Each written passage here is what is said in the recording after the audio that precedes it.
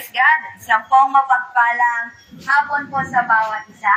So, ayan po, ako po pala si Dayan Macaranas po, galing pong Malasiki. At kami po ay naririto upang magbahagi po ng salita ng Panginoon. Huwag po kayong mag-alala, sapagkat kung kayo po ay may naka-encounter na nagsishare po ng Word of God at pagkatapos ay meron pong basket, hindi po kami ganun, sapagkat ang kaligtasan po ay libre na ipinagkaloob ng Panginoon o kaya libre na rin po sa atin ibibigay ang kanyang kaligtasan. Yan. Alam niyo po, napakalamig ng panahon ngayon, amen, dahil umuulan. At isa po sa nais ibigay sa atin ng Lord sa hapon na ito na mensahe is yung para po sa atin. Ano po yun? Yung kaligtasan. Amen?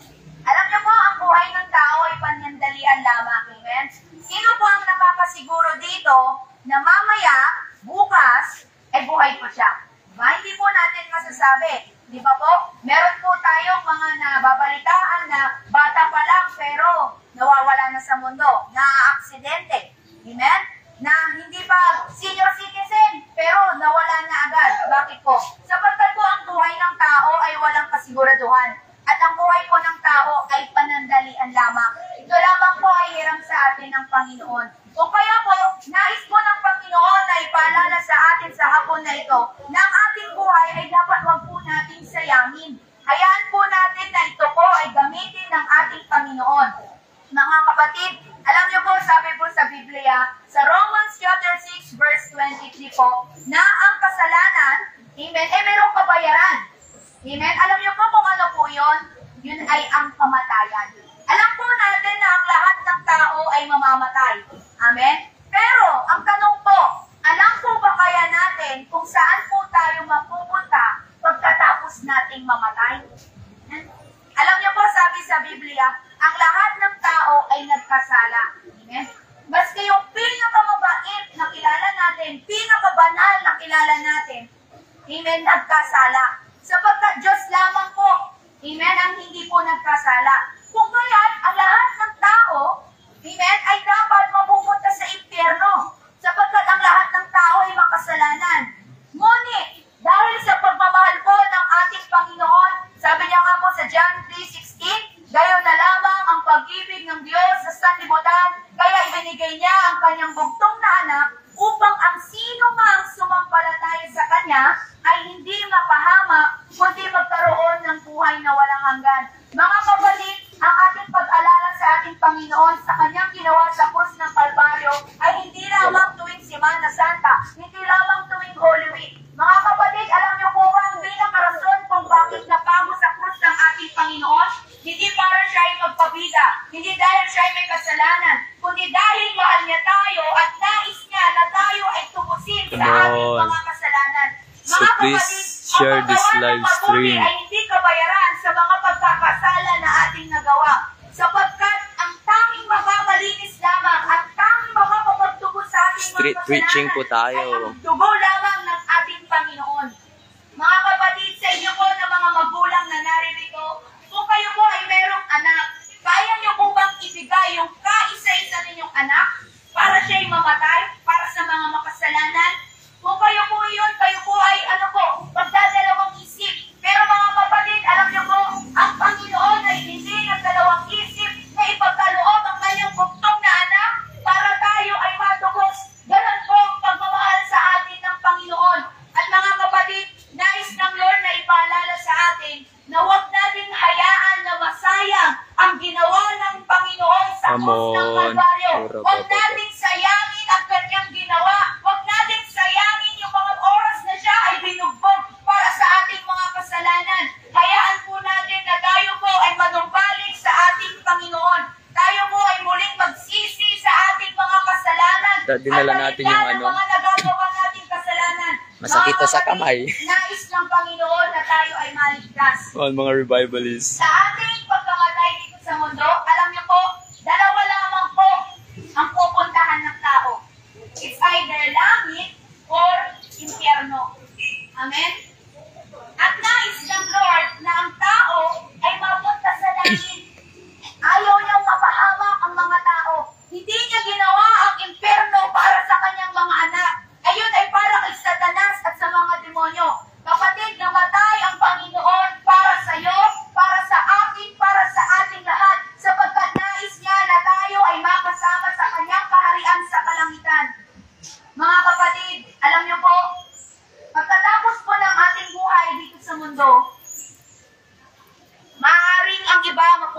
sa impyerno, maaaring ay iba mapupunta sa langit. Pero nais pong ipaalala sa atin ng Panginoon na ang impyerno ay hindi basta-basta lang.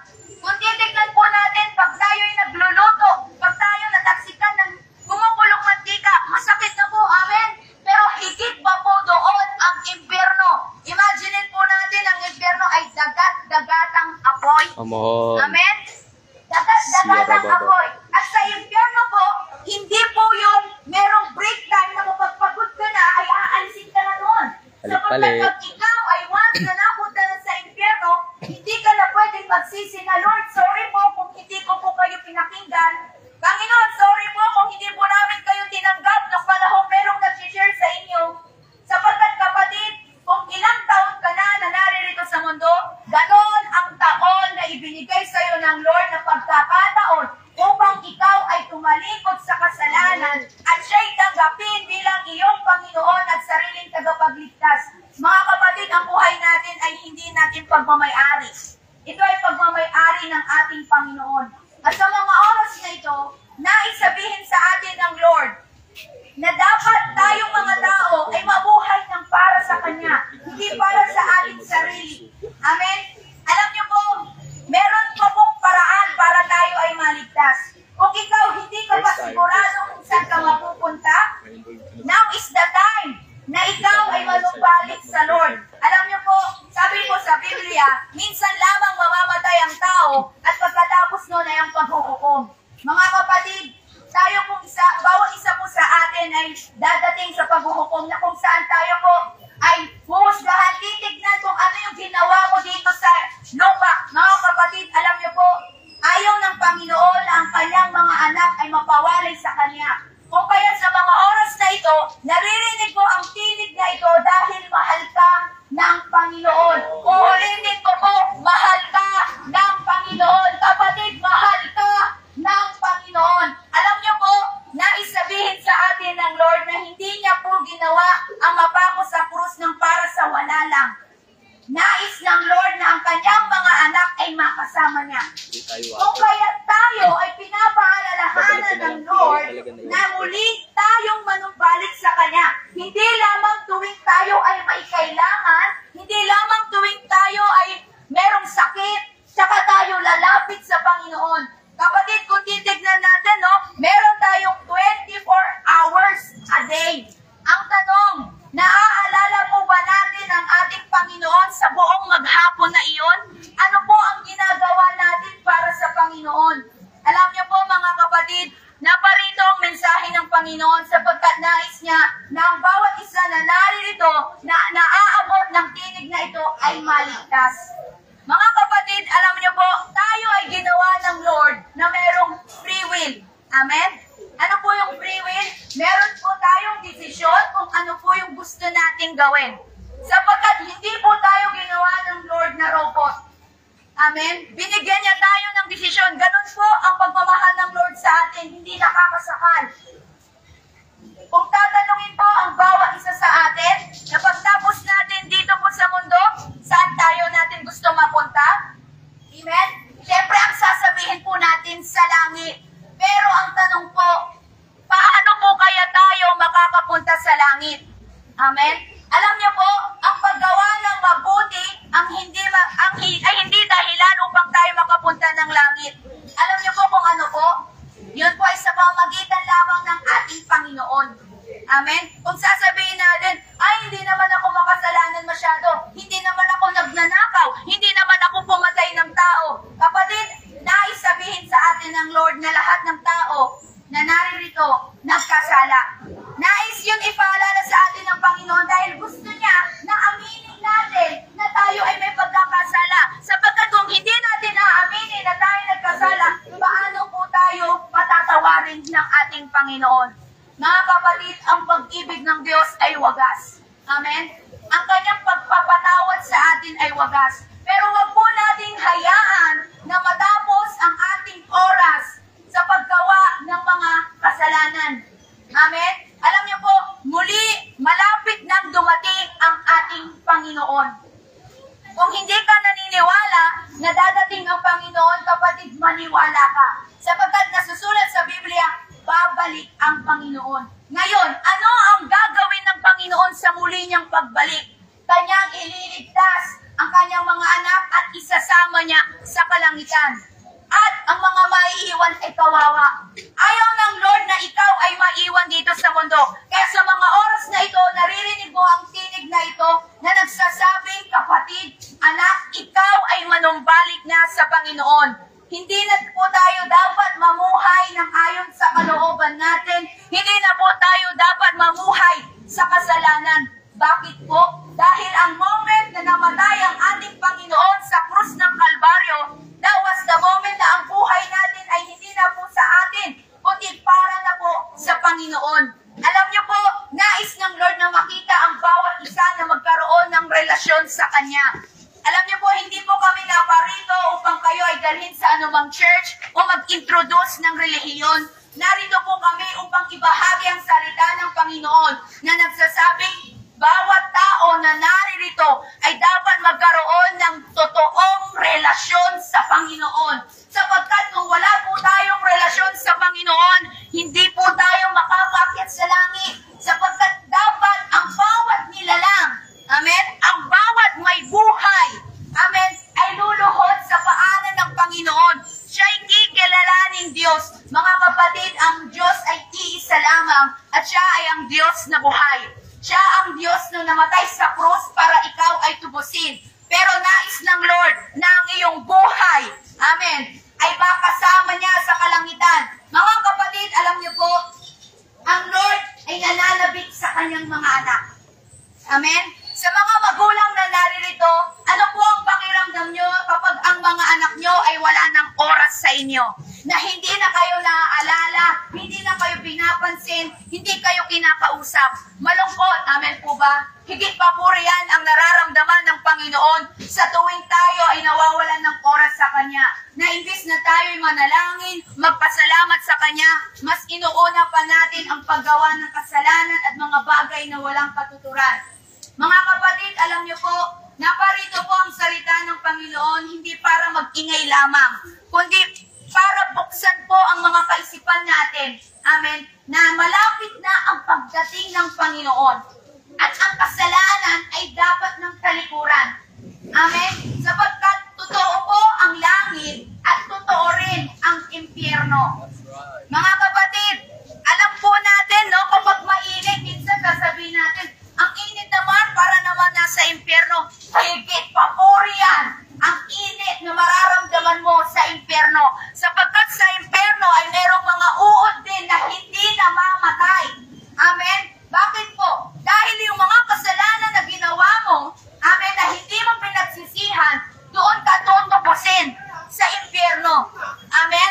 The moment na narinig mo ang salita ng Panginoon na nagsasabing mahal ka, kailangan mong tumalikod sa kasalanan at hindi ka nakinig, kapatid, kawawa ang iyong kaluluwa sa impyerno.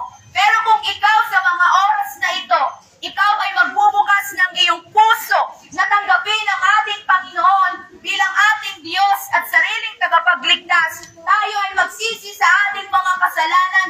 Kapatid, ikaw, ang iyong kaluluwa ay masusumpungan sa kaharian ng ating Panginoon. Kapatid, kung sa isip mo, marami ka ng kasalanan, hindi ka na kayang patawarin ng Panginoon, na pagpapasok ka sa church, masusunog ka, na hindi ka para sa langit, eh yan ay kasinungalingan lamang ng kaaway.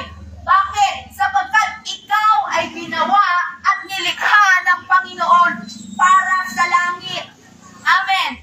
Para sa langit, kapatid. At hayaan mo na sa mga oras na ito, mangusap ang Panginoon sa iyo. Amen. Ang banal na Espiritu niya ang siyang mangusap sa iyo na ikaw ay manumbalik sa Kanya. Kapatid, muli, manumbalik.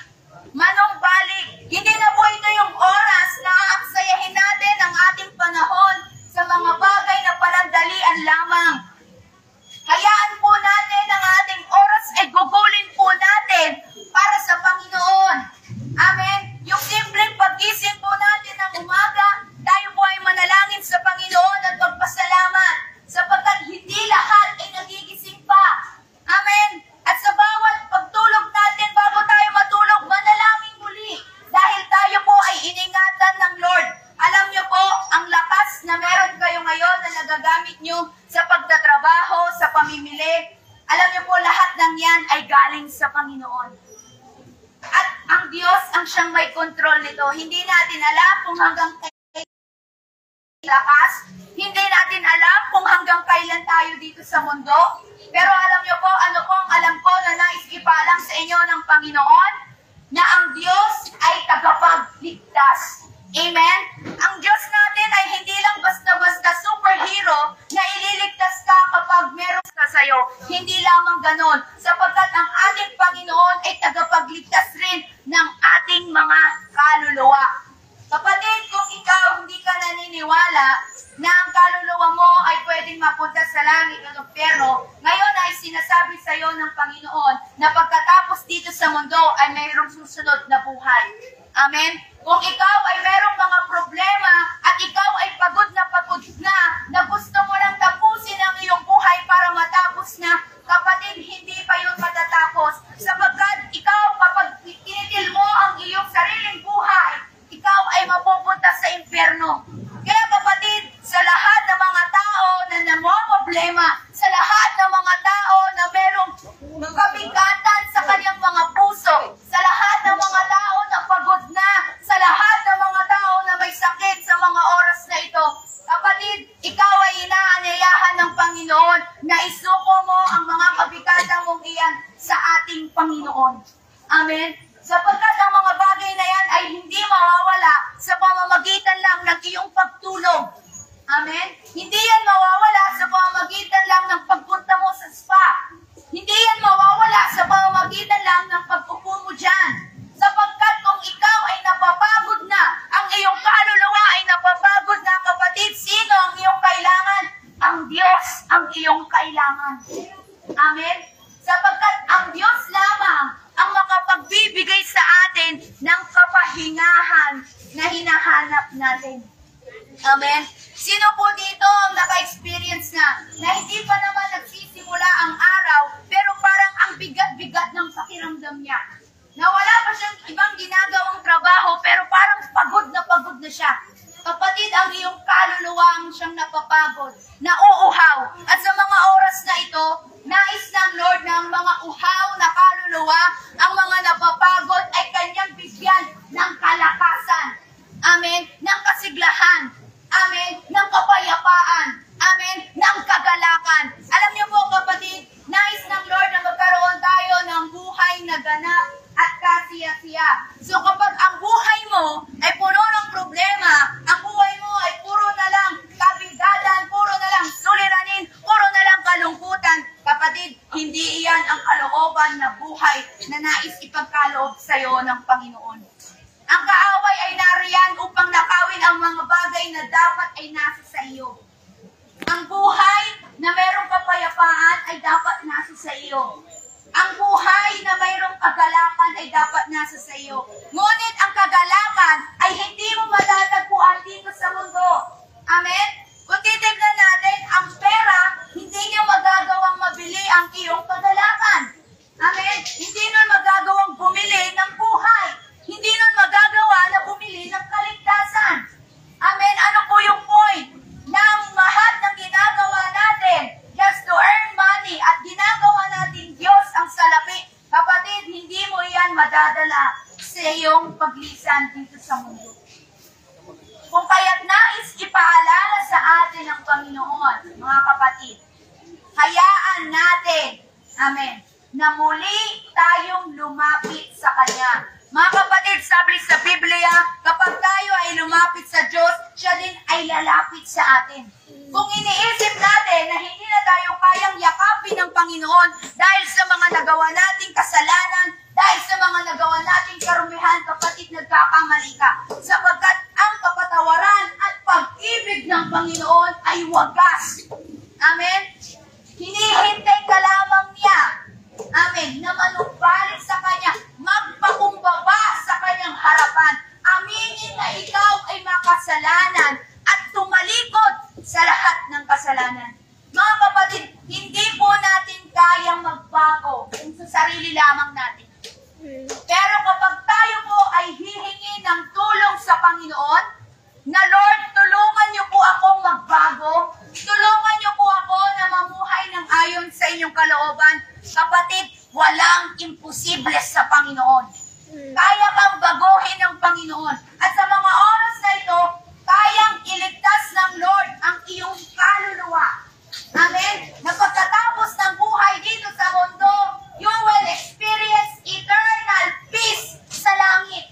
Amen? Sapagkat sa langit po, wala na po doong pagtangis. Hindi na po tayo doon iiyak. Wala na po doong kalungkutan. Wala na po doong sakit o karamdaman. Wala na po doong problema. Sapagkat kasama na natin doon ang ating Panginoon. At yun po ang kalooban ng Diyos sa bawat isa.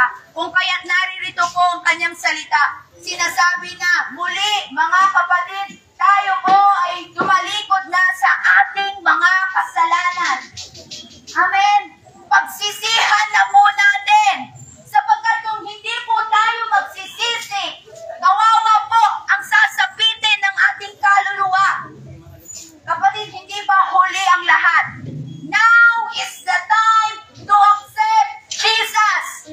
Hindi po mamaya, hindi po bukas, hindi pag ikay matanda na, hindi kapag ikaw ay may sakit na, kundi ngayon. Sapagkat hindi mo alam kung hanggang kailan ka na lang dito sa mundo. Kaya mga kapatid, sa lahat po ng nakakarinig ng kilig na ito, sa lahat po ng nais manumbalik sa Panginoon, sa lahat po na gustong magkaroon ng panibagong buhay, sa lahat ng gusto na makasigurado na ang kaluluwa niya ay maliligtas. Amen? Maaari po tayong lumapit sa ating Panginoon sa mga oras na ito. Amen? Nais ng Lord na tayo ay sumagot sa kanyang tugon at sa kanyang pagtawag sa atin. Amen? Nais ng Lord na makita ang kanyang mga anak na handa na siya ay tanggapin, handa na magsisi sa kanyang mga kasalanan. Kapatid, kung ikaw iyon, maaari mo bang itaas ang iyong kamay? Alam niyo po, sabi po sa Biblia, kung sino man ang sa akin ay pumahiya, sabi ng Panginoon, yun din ay kanyang ikahihiya sa harap ng ating Diyos Ama. Amen? Kung tayo po ay nahihiya sa ating Panginoon, sabi doon, ikahihiya din daw po tayo sa ating Diyos Ama. Kung kaya sa mga oras na ito, sino po ang naglalakas loob? Amen? Natanggapin ang ating Panginoon sa mga oras na ito. Maaari po bang makita po natin? Makita po natin yung mga kamay. Maaari po ba natin itaas yung ating mga kamay? Alam niyo po, ang pagtawag ng Panginoon ay hindi sa pilitan. Gusto niya na makita natin, makita niya yung puso natin na merong desire. Amen. Na sa kanya ay lumapit. Alam niyo po, ang Diyos natin ay Diyos na mapagpatawad. Gusto kang patawarin ng Diyos sa mga oras na ito. Sa lahat ng mga nagawa mong pagkakasala, simula nung ikaw ay bata, hanggang ngayon, nais ng Lord na ikaw ay patawarin. Nais ng Lord na ikaw ay linisin at gawing bagong nilalang. Amen?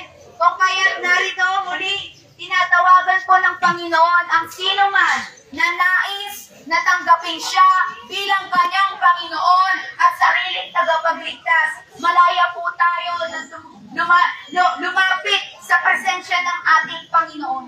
Amen? Sino po rito ang maglalakas ng loob na ako po, gusto ko po na makatanggap ng kaligtasan mula sa Panginoon? Maaari po natin itaas ang ating mga kamay.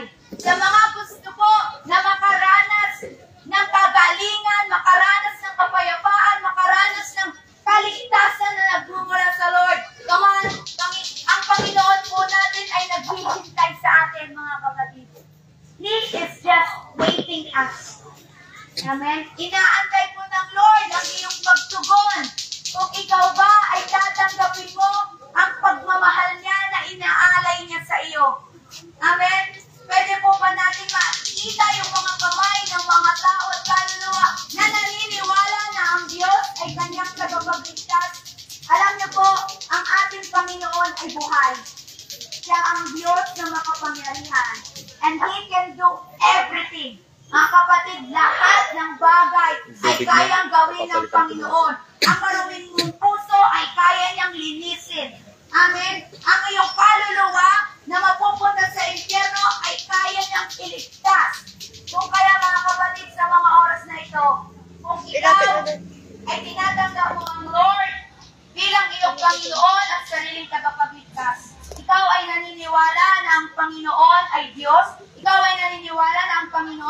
buhay. Kapatid, maaari mo bang samahan ako sa pananalangin at ariin mo ito na iyong sariling panalangin? Tayo po'y manalangin, sabihin po natin, Panginoong Yesus, sa mga oras na ito, ako po ay nagpapakumbaba na lumalapit sa inyong harapan. Patawarin niyo nga po ako, Panginoon, sa lahat ng aking mga nagawang kasalanan.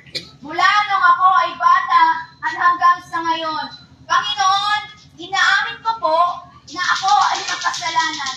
Hugasan niyo nga po ako ng inyong banal na dugo. Panginoon, tinatanggap po kita bilang aking Panginoon at sariling tagapagligtas. Isulat niyo nga po ang aking pangalan sa aklat ng buhay. Kayo na po ang maghari sa aking buhay ngayon at magpakailanman. Bistan kayo naman po ay aking papanalangin.